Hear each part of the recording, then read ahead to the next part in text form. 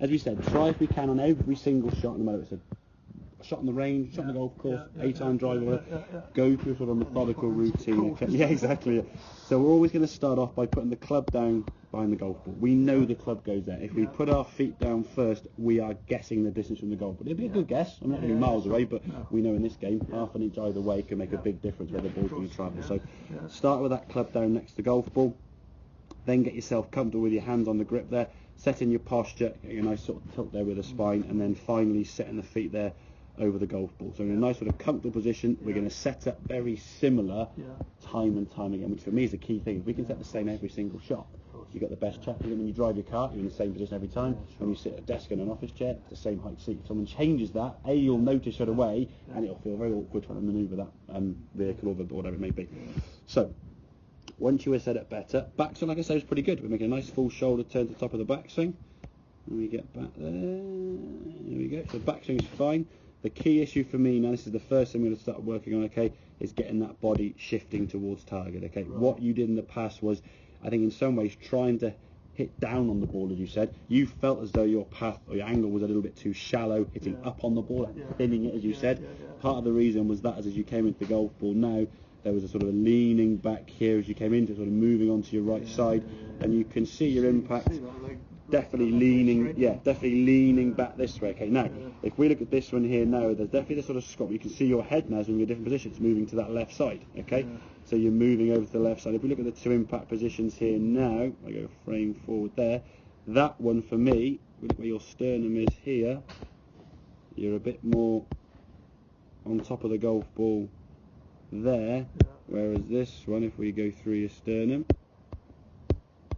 you're leaning back slightly, okay? Only a smidgen, but that far behind the golf ball, especially in the winter, it's going to get a face full of mud and it ain't going to go very far. And if we look at the sort of continuation of these swings now as you go through, this one we stayed down an awful long. Your legs now aren't really moving at all. Look how much your shoulders are still twisting. So your shoulders are continuing to twist, your spine now is really fighting that. Where if we look at this one here now, hips are going with the shoulders a little bit more, there's a bit more movement through that, and we finish that swing. That to me is a healthy looking follow through. That to me is a bit of exactly, that's massive. And again, all the things we're looking at, obviously that's going to be a telltale. The weight now is through there. Your hips and your shoulders are pretty much in the same line, where shoulders are there, hips are there. It's just all very contorted back on that right side. And with that movement now, you're relying so much on your own hand-eye coordination, which is good, which is why when it's really good, you get some lovely shots. But when it's not so good, the shots are quite destructive. You're kind of playing shots in some ways off the back foot, both physically and in sort of the intensity. Everything's off the back foot, trying to making it difficult for yourself. So if we can move the body better, okay. So that drill there, as we said, is quite good. Just putting the T-peg. If we go at the start here now, put the T-peg sort of left toe there and try and hit that T-peg as we come through, or you can even put a golf ball there, maybe the first sort of 4 or 5 swings when you're warming up, put the ball there, again, nothing more than 50-60 yards, just a small little just contact, get that body moving. So as we're warming up, we're getting the body to move in the fashion we want it to, rather than back here and leaning back. Okay, so that'll be good. The other one we can do, have you got any of those alignment sticks? Or an old bit of dowling or shaft, something very thin. What you can do is you can put that sort of just on the inside there of your right heel as a full shot now, okay? Maybe towards that if you want to get a bit leeway to start with. Play it on the floor and hit some shots. You should be missing that. If your body moves correctly, your club would be coming in down and missing the dowling. If you lean back, you'll clatter into the dowling behind your foot there and you'll get some feedback straight away.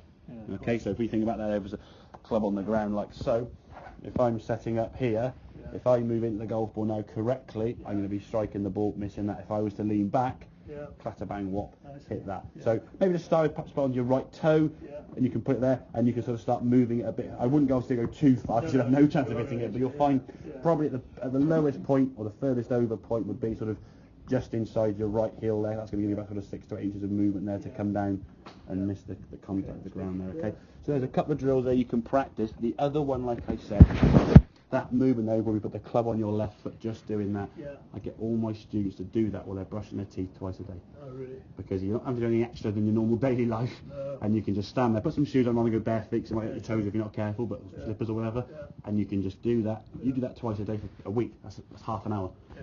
20 minutes, I suppose. Yeah. That'll become quite a natural move. And what you'll feel when you do this, you're not shifting the weight, but the weight is you're not sort of going and leaning over. Just by the virtue of putting this hip now to over here, your weight's on that front foot. Yeah. Okay, so there's a few things there you can sort of practice, get that into.